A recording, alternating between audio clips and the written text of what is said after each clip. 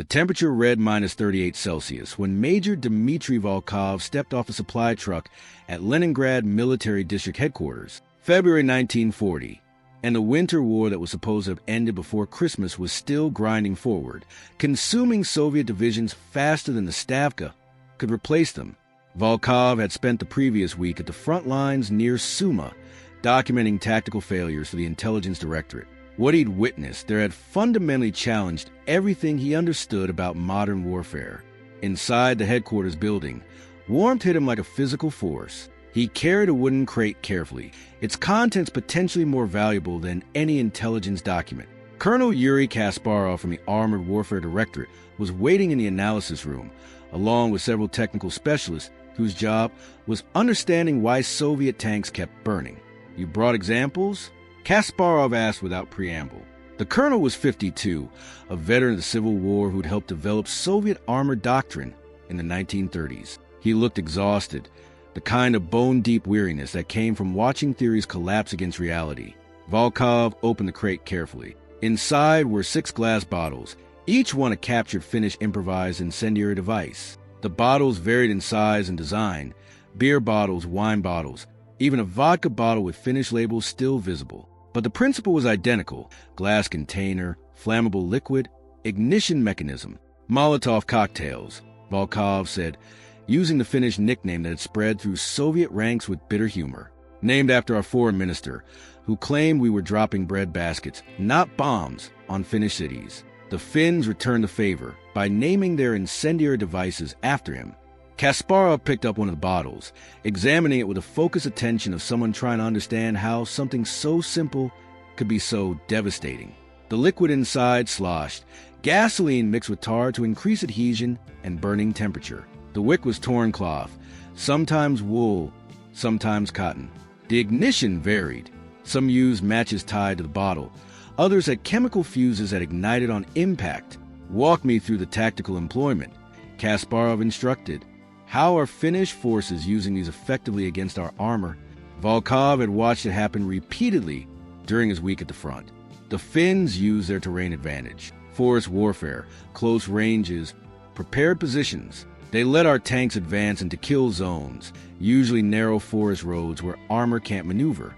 Then infantry teams, sometimes just 2 or 3 men, approach from concealment and throw these bottles at engine decks, vision ports, or fuel tanks. He pulled out photographs taken at destroyed Soviet tank positions. The images showed T-26 and BT-7 tanks, their armor intact but their interiors gutted by fire. Crews had burned alive or suffocated from smoke inhalation. The external damage was often minimal, a blackened area around the engine deck or turret, but the internal destruction was total. "The gasoline ignites on impact," Volkov continued.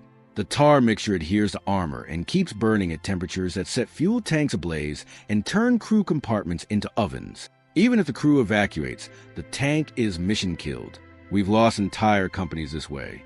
A technical specialist named Grigory Lebedev stepped forward to examine the bottles more closely. He was a civilian engineer, brought in specifically to analyze Finnish improvised weapons. The sophistication is in the simplicity. Glass breaks easily on impact, distributing the burning liquid across a wide area. The tar additive increases viscosity, making it stick to vertical surfaces and preventing wind from blowing it away.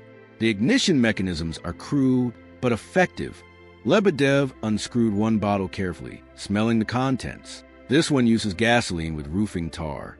The mixture is about 80% gasoline, 20% tar, optimal ratio for burning temperature versus viscosity. Whoever designed this formula understood chemistry. The state alcohol company, Volkov said, "According to prisoners we've interrogated, the Finnish government mobilized their alcohol industry to mass-produce these weapons. They call it the Rajamaki cocktail production line. Industrial production of improvised weapons. It's unprecedented." Kasparov set down the bottle, his expression troubled. "How many tanks have we lost to these devices?" "Exact numbers are difficult." Volkov pulled out his field notes. Battalion and regimental records are chaotic, and many units underreport losses to avoid appearing incompetent. But based on wreck surveys and casualty reports, I estimate between 1,500 and 2,000 tanks have been destroyed or disabled by Finnish incendiary attacks since the war began. The number hung in the air like an accusation. 2,000 tanks, more armor than most European nations possess in their entire inventory, destroyed by bottles filled with gasoline and tar. The Soviet Union had entered Finland with overwhelming material superiority. Thousands of tanks against a Finnish army that possessed almost no armor. Yet improvised weapons costing virtually nothing to produce had negated that advantage. The tactical implications are staggering, Kasparov said quietly. We've designed our doctrine around armored supremacy, deep operations, breakthrough tactics, tanks leading infantry advances. If a peasant with a bottle can destroy a tank that costs us thousands of rubles and months production time, our entire operational concept is vulnerable. Volkov nodded.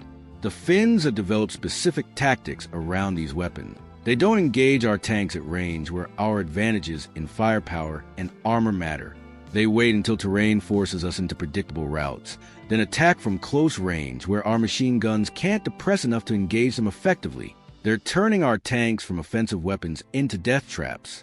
Lebedev was documenting everything, photographing the bottles, measuring dimensions, analyzing liquid composition. We need to understand their production capacity. If the Finns can manufacture these in quantity, they can sustain their tank-killing capability indefinitely. But if production is limited or supply-dependent, they'll eventually run out. They're not running out, Volkov replied grimly. Every Finnish household has glass bottles. Every town has gasoline. The tar comes from roofing materials that exist everywhere. Raw materials are unlimited, and production requires no specialized equipment. A group of civilians can produce hundreds of these per day in a basement workshop. The implications were obvious. The Soviet Union could replace lost tanks eventually, though it would strain production capacity. But Finnish ability to produce tank-killing weapons was essentially unlimited, constrained only by available manpower to throw them. As long as Finland had soldiers willing to fight, they could arm them with weapons capable of destroying Soviet armor. What about countermeasures? Kasparov asked. How do we protect our tanks from these attacks? It was the question Volkov had been dreading. Current countermeasures are inadequate. We've tried infantry support, but Finnish snipers pick off dismounted troops. We've tried increasing tank spacing, but forest terrain forces concentration. Some crews have welded additional armor over engine decks, but that adds weight and overheats engines. The fundamental problem is tactical. Our armor is designed for open warfare, and the Finns are forcing us to fight in forests where their improvised weapons are most effective. Kasparov walked to a map of the Finnish front, studying the disposition of Soviet forces. Red arrows showed planned advances. Dotted lines indicated current positions. Most of the fighting was occurring in heavily forested terrain, where Finnish defenders had every advantage and Soviet armor had almost none. We're fighting their war, not ours, Kasparov said. We've committed to breakthrough operations in terrain unsuited for armor, and they're exploiting that tactical mismatch with weapons that cost them almost nothing. Volkov agreed. The Winter War had become a brutal lesson in asymmetric warfare. Soviet material superiority meant nothing when Finnish defenders could negate that superiority with improvised weapons produced faster than Soviet factories could replace destroyed tanks. It was industrial warfare inverted, the supposedly backward Finns outproducing Soviet war industry in the one category that mattered most at the tactical level. There's something else, Volkov added, the psychological impact. Our tank crews know these weapons exist now. They know that every force approach might hide Finnish infantry with bottles. It's affecting their willingness to advance aggressively. Crews are abandoning tanks at the first sign of fire, even when the damage is minor. Fear was as effective a weapon as the cocktails themselves. Soviet tankers who trained for years, who joined the army confident in their machine's invincibility, now understood that a teenager with a bottle could kill them as easily as an anti-tank gun. That knowledge changed everything about how they fought. As the meeting continued into evening, analyzing every aspect of Finnish improvised weapons employment, Volkov kept returning to one thought. The bottle in his hands represented more than just an effective improvised weapon. It represented a fundamental shift in military thinking, the realization that modern warfare's advantages could be countered by determined defenders with minimal resources and maximal creativity. The Winter War would end eventually. Soviet numbers and material would overcome Finnish resistance. But the lessons being learned here about improvised weapons, asymmetric tactics, and the vulnerability of conventional forces to unconventional approaches. Those would reshape military doctrine for decades. The Molotov cocktail had shown the world that technological advantage wasn't absolute, that peasant ingenuity could match industrial might under the right conditions, and that terrified every military planner in the room. Major Volkov spent the next morning in the technical analysis laboratory, watching Lebedev and his team conduct controlled tests on the captured Molotov cocktails. They constructed a mock-up of AT-26 tank's engine compartment, metal panels arranged to simulate armor geometry, a diesel reservoir representing the fuel tank, temperature sensors throughout. The goal was to understand exactly how these crude weapons achieved such devastating results. Lebedev prepared the first test. Selecting a standard beer bottle filled with the gasoline tar mixture, he'd attached a cloth wick, soaked in the same flammable liquid. We'll simulate a direct hit on the engine deck at a 30-degree angle, typical of a thrower position slightly above the target. Impact velocity approximately 8 meters per second, what you'd get from a strong throw at close range. The bottle struck the mock engine deck and shattered exactly as designed. Burning liquid spread across the metal surface, the tar mixture causing it to adhere and pool rather than running off. Within seconds, flames had found their way into ventilation louvers and hatch seals. The temperature sensors began registering rapid increases, 200 degrees Celsius, 400, 600.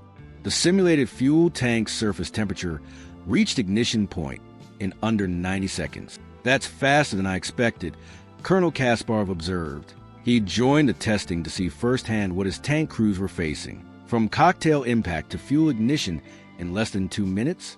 Under ideal conditions, yes, Lebedev confirmed. And that's assuming the crew doesn't panic and abandon the tank prematurely.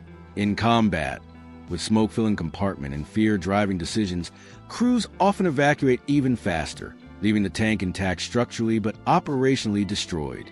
They conducted 6 more tests, varying impact locations and angles. Each produced similar results. The engine compartment was particularly vulnerable.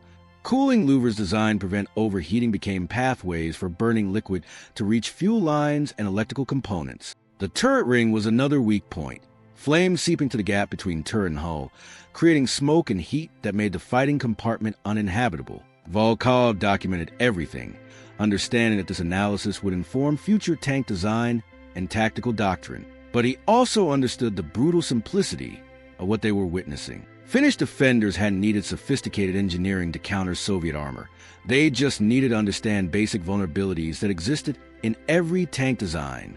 The cost differential is what disturbs me most, Volkov said during a break between tests. That bottle and its contents cost what? 2 or 3 rubles produce. We're losing tanks worth 15,000 rubles each to weapons that cost less than a soldier's daily pay. Kasparov nodded grimly. The economic imbalance is unsustainable. If this tactic spreads to other adversaries, if every partisan and militia adopts these methods, our armored advantage becomes a liability. We'll be pouring resources into producing tanks that any determined civilian can destroy with improvised weapons. A messenger arrived with urgent dispatches from front. Kasparov read them quickly, his expression darkening. Another breakthrough attempt near Taipei failed. 6th Army reports losing 47 tanks in 4 hours, majority to incendiary attacks. The Finns are refining their tactics, coordinated teams, prepared positions, overlapping fields of fire. They're treating tank hunting like an industrial process. Lebedev had been listening while preparing the next test. That matches what we're seeing in the weapon design evolution. Look at these bottles. He arranged the captured examples chronologically based on intelligence about when they've been recovered. Early versions from December used simple cloth wicks, crude but functional. January versions add storm matches for more reliable ignition. These February examples have actual impact fuses using sulfuric acid and potassium chloride. They're iterating the design based on combat feedback.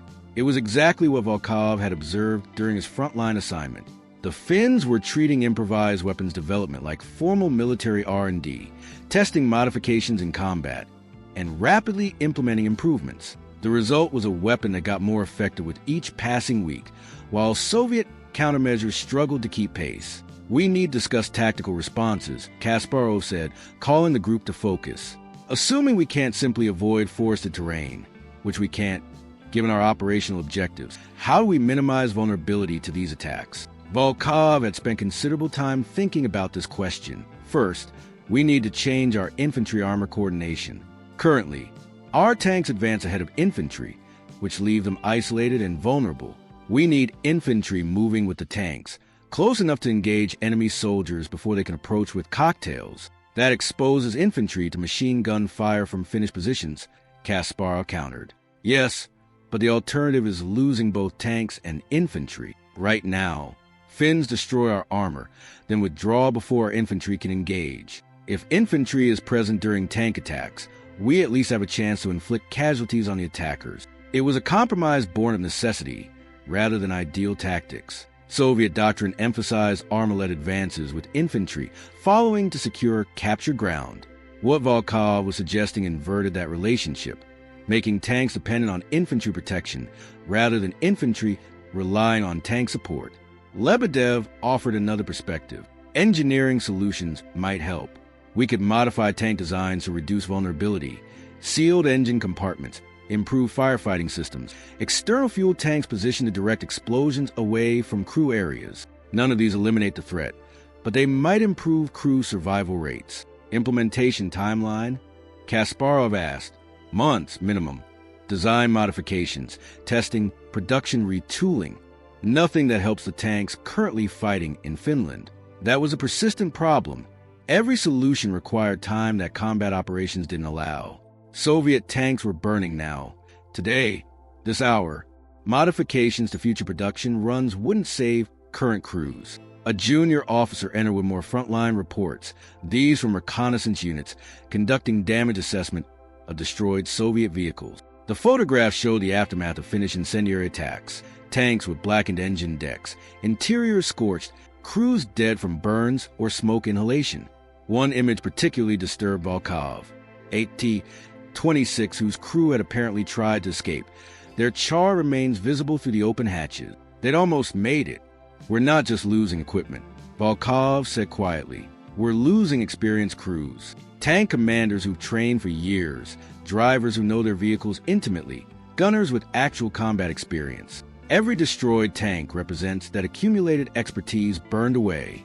Kasparov understood the implication. And we're replacing them with fresh conscripts who have minimal training and maximal fear. The more tanks we lose this way, the more our tactical effectiveness degrades across the entire armor force. It was a death spiral. Losses created inexperienced replacements, who suffered higher losses due to inexperience, requiring more replacements. Meanwhile, Finnish defenders gained experience and confidence with each successful attack, refining their methods and spreading knowledge through their forces. The afternoon brought a special visitor, General Kirill Meretskov, commander of 7th Army and one of the senior officers responsible for Winter War operations. He arrived unannounced, clearly wanting to personally understand why his armored units were being devastated by what he'd initially dismissed as crude improvised weapons. Lebedev repeated the demonstration tests for Meretskov's benefit. The general watched in silence as a Molotov cocktail shattered against a mock engine deck, spreading fire across metal surfaces that were supposed to be impervious to anything short of anti-tank guns. How many of these weapons do the Finns possess? Meretskov asked. Unknown exactly, but production capacity appears unlimited, Volkov replied. The state alcohol company has converted its bottling facilities to cocktail production. Civilian volunteers are assembling them in schools, community centers, even private homes. Intelligence estimates they're producing 10 to 15,000 per week.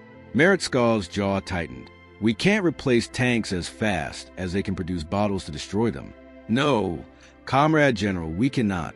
The admission hung heavy in the laboratory. The Soviet Union possessed vast industrial capacity, its factories capable of producing weapons in quantities that dwarfed Finnish capabilities. But those factories produced complex machines, tanks, artillery, aircraft, that required months of work and significant resources. Finnish improvised weapons required hours of work and materials available in any town. What about propaganda? Meretskov suggested. Can we demoralize their bottle throwers, make them fear approaching our tanks? Volkov had seen the suggestion before from other officers seeking psychological solutions to tactical problems. Comrade General, the Finns are defending their homeland against invasion. They're already motivated beyond what propaganda can affect. And frankly, the evidence suggests their tactics work. They're suffering minimal casualties while destroying our armor. Success is its own motivation. Meretskov wasn't pleased by the assessment, but didn't dispute it. He was professional enough to recognize reality, however uncomfortable. Then what do you recommend? Tactical adaptation and doctrinal revision. Volkov replied, accept that our current approach isn't working and develop new methods suited to the terrain and threat. This means slower advances, better infantry armor coordination, avoiding predictable routes even if it compromises operational speed. We trade momentum for survivability. That could extend the war significantly. The war is already extending significantly. Comrade General, we predicted 2 weeks. We're now in our 3rd month with no end in sight. Better to adapt and eventually succeed than to continue current methods and hemorrhage tanks indefinitely. Meretskov studied the captured Molotov cocktails arranged on a laboratory bench. These simple bottles that had destroyed a significant portion of 7th Army's armored strength. Finally, he spoke. Prepare a comprehensive report with tactical recommendations. I want it distributed to all Army and Corps commanders within 48 hours. If we can't eliminate this threat, we at least need to minimize it through better tactics. He paused. And Volkov, include recommendations for incorporating these weapons into our own doctrine. If bottles can destroy Finnish defenses as effectively as they destroy our tanks, we should be using them too. It was pragmatic thinking, acknowledging that asymmetric weapons work both ways. The Molotov cocktail wasn't inherently defensive. It was simply an efficient way to destroy armored vehicles at close range. Soviet forces could employ the same tactics against any enemy using armor concentration. After Meretskov departed, Kasparov turned to Volkov with an expression mixing respect and exhaustion. You realize what you've done? You've essentially told a senior general that his armored offensive doctrine is fundamentally flawed and needs complete revision. I told him the truth based on evidence. What he does with that information is beyond my authority. Bold, regardless. Kasparov managed a tired smile. The truth isn't always welcome, especially when it contradicts years of institutional thinking. But in this case, the alternative is continuing to feed tanks and crews into a meat grinder. As evening fell, Volkov returned to his temporary quarters, carrying one of the captured Molotov cocktails as a reminder. The bottle sat on his desk, an elegant solution to a complex problem: how to stop tanks without tanks. The Finns had answered that question with chemistry, glass, and courage. Tomorrow, he would begin writing the report that might reshape Soviet armor doctrine. But tonight, he simply stared at the bottle, marveling at how something so simple had changed warfare so fundamentally. The conference room at Leningrad Military District was crowded with officers when Major Volkov presented his findings. Representatives from every army engaged in the Winter War had been summoned to hear the analysis of Finnish anti-tank tactics and, more importantly, to receive guidance on countering them. The atmosphere was tense. Nobody wanted to admit their units had been bested by improvised weapons, but the casualty reports made denial impossible. Volkov stood before a detailed map of the Finnish front, marked with hundreds of red pins indicating destroyed Soviet tanks. The density of pins in forested areas told the story more clearly than any verbal report could. Soviet armor was being systematically destroyed wherever terrain favored Finnish defenders. Gentlemen, what we're facing in Finland represents a fundamental challenge to conventional armored warfare. Volkov began. The Finnish use of improvised incendiary weapons has achieved a tactical effectiveness ratio that exceeds most purpose-built anti-tank systems. For every Soviet tank destroyed by Finnish anti-tank guns, approximately 12 are destroyed by Molotov cocktails. He let that ratio sink in. A weapon that cost rubles to produce was proving 12 times more effective than artillery pieces that cost thousands. The key to Finnish success lies in their tactical integration of terrain, timing, and weapon characteristics. Volkov used a pointer to indicate specific engagement sites on the map. They don't attack our armor randomly. They create conditions where our advantages in firepower and protection become irrelevant. He displayed photographs of typical engagement sites: narrow forest roads, river crossings, village approaches. Notice the commonality: limited maneuver space, restricted fields of fire for our tank guns, natural concealment for defenders. The Finns channel our advances into predictable routes, then position their cocktail teams at optimal engagement ranges, typically 10 to 20 meters. A colonel from 13th Army spoke up. We've tried suppressing these positions with artillery before tank advances. It hasn't been effective. Because Finnish tactics emphasize mobility and minimal exposure, Volkov replied, their teams don't occupy fixed positions. They hide, wait until tanks are committed to the approach, then emerge from concealment for the attack. Artillery preparation against empty forest accomplishes nothing. He moved to the next display, technical diagrams showing tank vulnerabilities. Our current armor designs have specific weak points that incendiary weapons exploit. Engine compartments with ventilation louvers, turret rings with necessary gaps, vision ports that can't be completely sealed. These are engineering compromises required for tank functionality, but they create pathways for fire and smoke. General Meretskov, who'd attended the previous day's laboratory demonstrations, addressed the room. Major Volkov has identified 3 categories of countermeasures: tactical, technical, and doctrinal. Each requires different implementation timelines and resources. We'll address all 3, but tactical measures must be prioritized because they can be implemented immediately. Volkov nodded and continued. First, tactical countermeasure. We must fundamentally change how we coordinate infantry and armor.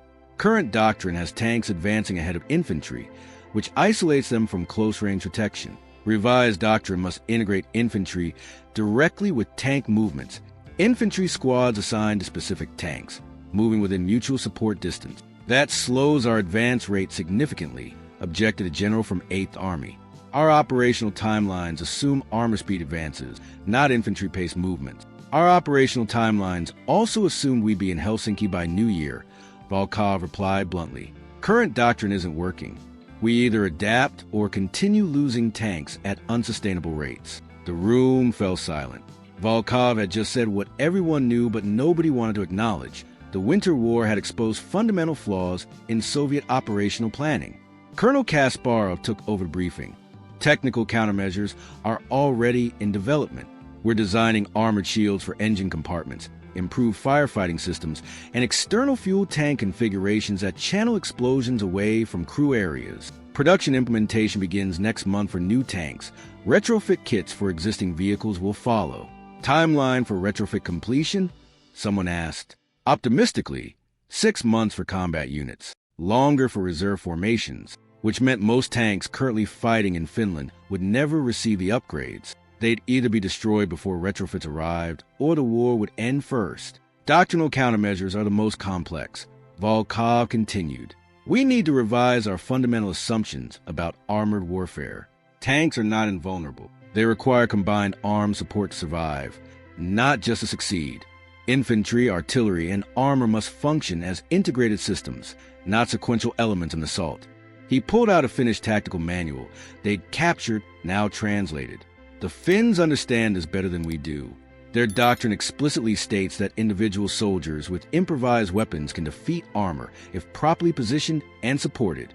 They built their entire defensive strategy around this principle. A major from the political directorate spoke for the first time. Are we suggesting we adopt enemy tactical concepts? That seems ideologically problematic. I'm suggesting we acknowledge reality. Volkov replied carefully. Political officers could derail careers with accusations of defeatism or ideological deviation. The Finns have developed effective tactics for their specific situation. We should learn from their methods while developing responses that leverage our superior resources and training. Meretskov intervened before the political discussion could escalate. The party values practical success over doctrinal purity. If Finnish tactics work, we study them. If our tactics don't work, we change them. That's not defeatism. It's military professionalism. The implicit rebuke silenced the political officer. Meretskov's authority was sufficient to override ideological objections, at least in this operational context. Volkov moved to the final section of his presentation. Recommendations for immediate implementation. 1. All tank advances must include dedicated infantry support at squad level minimum. 2. Reconnaissance elements must identify and mark likely cocktail ambush positions before armor commits. 3. Tank commanders must receive training on recognizing terrain that favors improvised weapon attacks. 4. We establish protocols for rapid crew evacuation and tank recovery when incendiary attacks occur. He paused, knowing the next recommendation would be controversial. 5. We suspend deep penetration operations in heavily forested terrain until adequate countermeasures are in place. We're losing tanks faster than we're gaining ground in these areas. The room erupted in objection. Suspending offensive operations contradicted everything Soviet doctrine emphasized: aggressive action, maintaining initiative, breakthrough exploitation. But Volkov stood firm. Gentlemen, we've lost approximately 2,000 tanks to Finnish improvised weapons. 2,000. That's more than we lost in the entire Polish campaign. We're not being defeated by superior technology or better training. We're being defeated by our own refusal to adapt tactics to terrain and threat. Continuing current operations is not determination, it's waste. Meretskov let the debate continue for several minutes before calling for order. The Major's fifth recommendation will be implemented selectively. Army commanders may continue offensive operations where terrain permits effective armor employment. In heavily forested sectors where Finnish cocktail tactics have proven most effective, we shift to defensive posture and limited objective attacks until spring thaw improves terrain conditions. It was a compromise, allowing operations to continue while acknowledging the tactical reality Volkov had documented. Not everyone was satisfied, but nobody could dispute the casualty statistics that supported the recommendation. The briefing continued through afternoon, covering specific tactical scenarios and response protocols. Volkov demonstrated proper infantry tank coordination using miniature models, showing how integrated movements could provide mutual protection against both anti-tank weapons and infantry attacks. Officers took notes, asked questions, and gradually accepted that fundamental changes were necessary. As the session concluded, General Meretskov approached Volkov privately. "You've made enemies today, Major. Officers whose tactics you've criticized, political commissars who see adaptation as weakness. But you've also potentially saved hundreds of tanks and thousands of lives. That's what matters. Will the recommendations actually be implemented, Comrade General? Or will they be filed and forgotten once we leave this room?" Meretskov's expression was grim. "Some units will implement them immediately, commanders who've seen their tanks burn and want to prevent more losses. Others will resist, either from institutional inertia or personal pride. But the directive comes from district level now, with my authority behind it. That should ensure compliance in most cases." That evening, Volkov returned to the laboratory where Lebedev and his team were still conducting tests. They'd moved beyond analyzing Finnish weapons to developing Soviet versions, studying optimal fuel mixtures, testing ignition systems, refining throwing techniques. If the Red Army was going to adopt these weapons, they'd be engineered as thoroughly as any other military equipment. "How goes the institutional revolution?" Lebedev asked with dark humor. "Slowly, as all revolutions in military thinking do. But it's moving. The evidence is too strong to ignore completely." Lebedev held up a Soviet-produced Molotov cocktail. Manufactured to specifications refined through testing. We're now producing these at 3 facilities around Leningrad. Initial orders call for 50,000 units to be distributed to infantry divisions for use against Finnish fortifications. The irony isn't lost on anyone. We're mass-producing the same weapons that have been destroying our tanks. It was ironic, but also pragmatic. If incendiary weapons were this effective, both sides should use them. Warfare had always been about adopting whatever worked, regardless of who invented it first. Volkov picked up the Soviet-made cocktail, comparing it to the captured Finnish versions. The engineering was similar but more refined. Standardized bottles, measured fuel mixtures, consistent ignition system. Soviet industrial capacity applied to improvised weapons production, combining Finnish innovation with Soviet manufacturing efficiency. "Do you think this will end the war faster?" Lebedev asked. "If both sides are using these weapons, if tank warfare becomes mutually destructive for everyone involved?" "I think it changes the calculus," Volkov replied carefully. "The Finns prove that technological advantage isn't absolute, that improvised weapons can level the battlefield under right conditions. Whether that shortens the war or just makes it bloodier, I don't know." As darkness fell over Leningrad, Volkov stood at the laboratory window, looking toward the Finnish border where men were still fighting, tanks still burning, and bottles filled with gasoline still proving that sometimes the simplest weapons were the most revolutionary. The Molotov cocktail had changed more than just tactic. It had challenged fundamental assumptions about military power, about the relationship between industrial capacity and battlefield effectiveness, about what made weapons truly dangerous.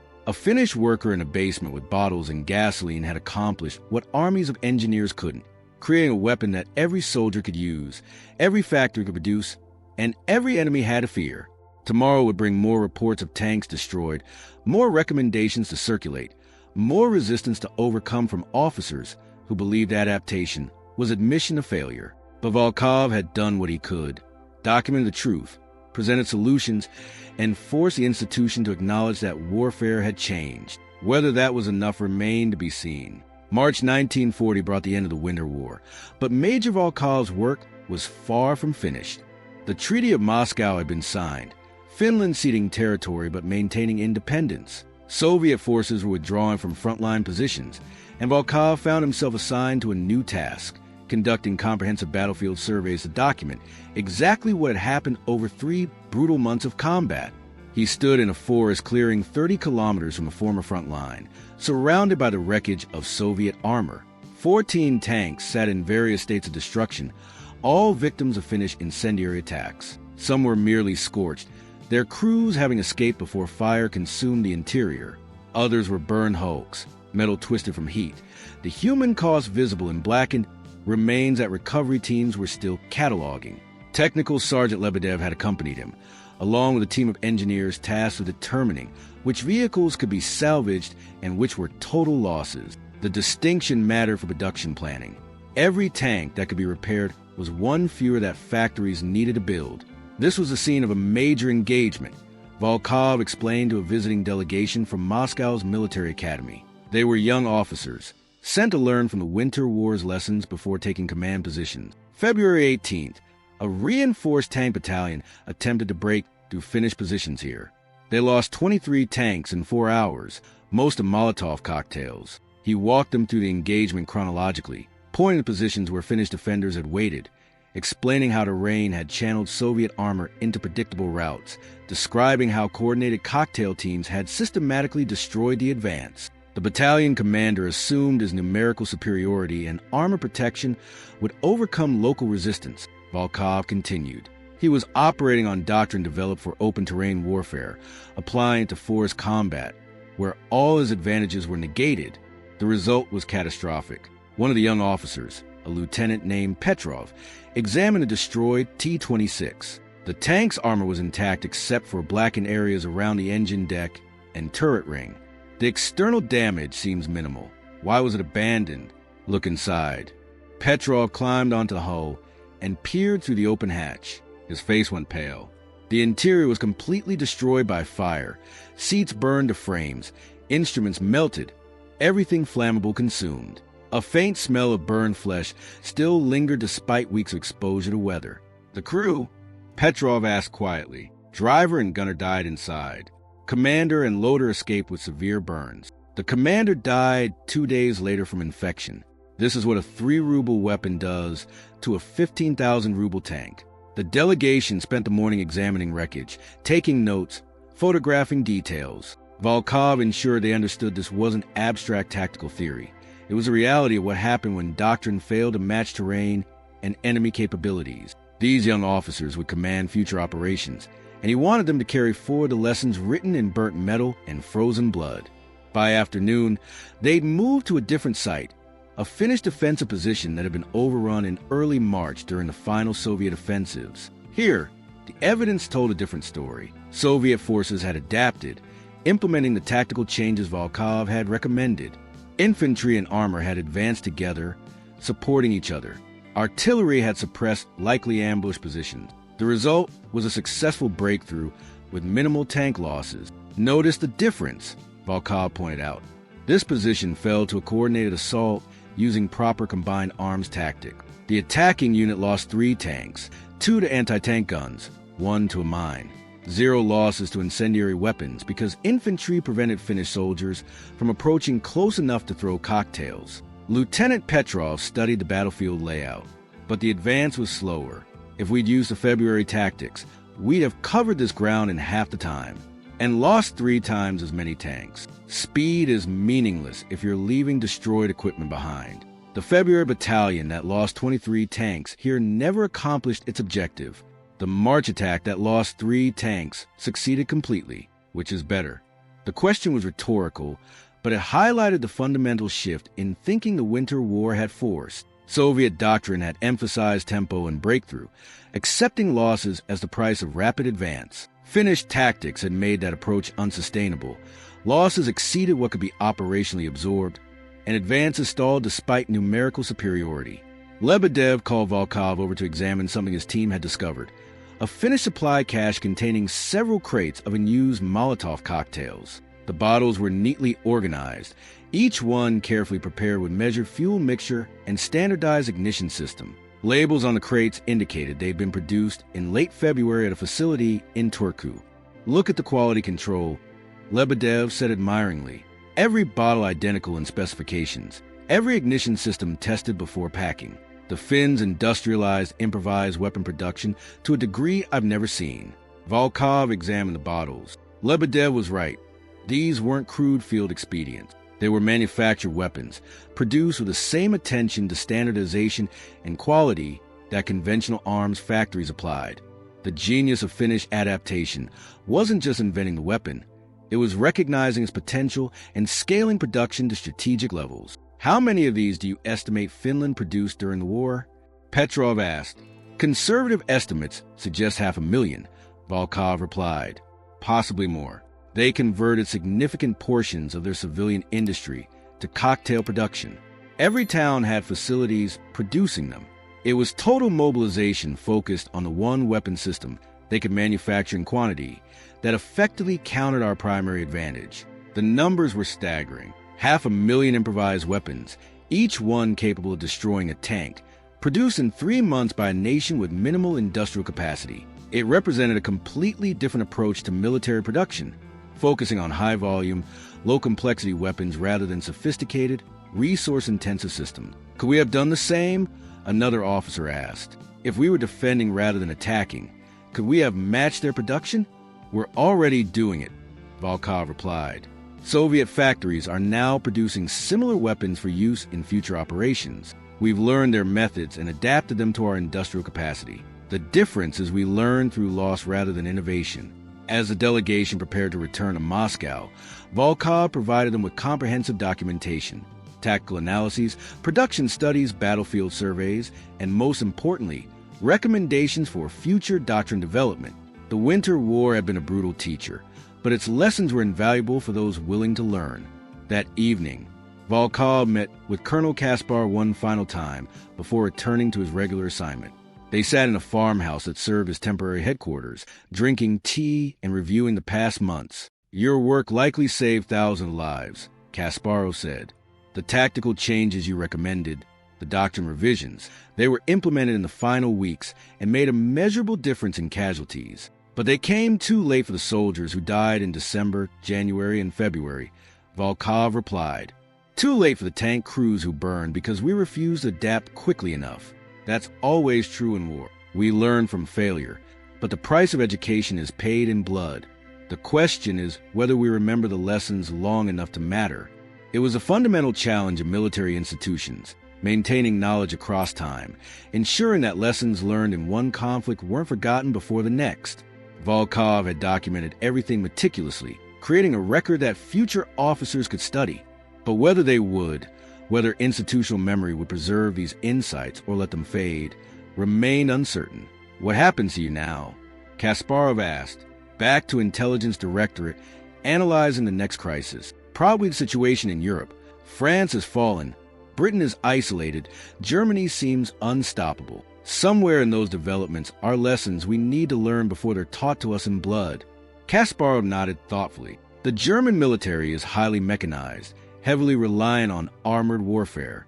If conflict comes with them, and intelligence suggests it will, we'll face the same tactical problems we encountered in Finland, but on a vastly larger scale.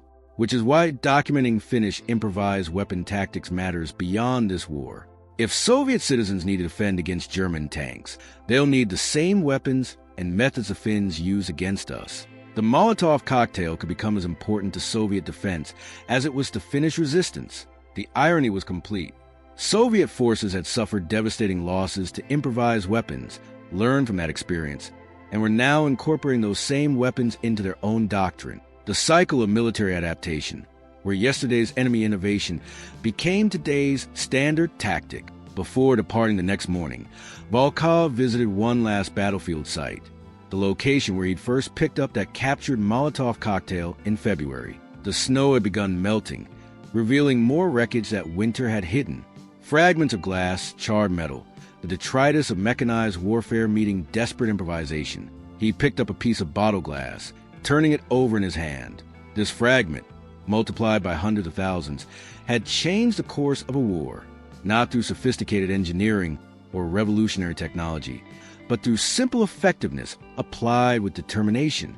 The Winter War had taught the Soviet Union many lessons about cold weather operations, forest warfare, and the importance of logistics. But perhaps the most important lesson was about the nature of military advantage itself. Superior equipment and numbers mattered, but they weren't decisive if the enemy could neutralize them through tactical innovation and improvised weapons. As Volkov's transport truck carried him away from the Finnish border, he thought about the future. The war in Europe was escalating. Germany's mechanized forces were conquering nation after nation. Eventually, that war machine would turn east, and Soviet forces would face the full weight of German military power. When that happened, the lessons of the Molotov cocktail would matter enormously. Soviet industry could produce tanks, but it could also produce bottles. Soviet citizens could serve as soldiers, but they could also serve as defenders armed with improvised weapons. The same tactics that had devastated Soviet armor in Finland could devastate German armor on Soviet soil. The bottle fragment remained in Volkov's pocket, a reminder that warfare's most important innovations weren't always the most sophisticated. Sometimes, the most revolutionary weapon was just gasoline, glass, and the determination to use it effectively. The Molotov cocktail had burned 2,000 Soviet tanks, taught an army to adapt its doctrine, and proven that asymmetric warfare could defeat conventional superiority. Those lessons, preserved in Volkov's reports and embedded in revised Soviet doctrine, would shape military thinking for decades. In basements and workshops across the Soviet Union, civilians were already learning to produce their own versions of the Finnish weapon. When Germany invaded in 1941, those improvised incendiaries would claim thousands of Wehrmacht tanks, the tactical circle completing itself as the students became the teachers. Volkov watched the Finnish forest disappear behind him, carrying forward knowledge purchased with blood and fire. The simple bottle had revealed complex truths about warfare, about adaptation, about the relationship between industrial power and tactical effectiveness. History would remember the Winter War for many things: the resilience of Finnish defenders, the failures of Soviet planning, the strategic implications for the broader conflict. But for Volkov, it would always be the war where a bottle full of gasoline changed everything.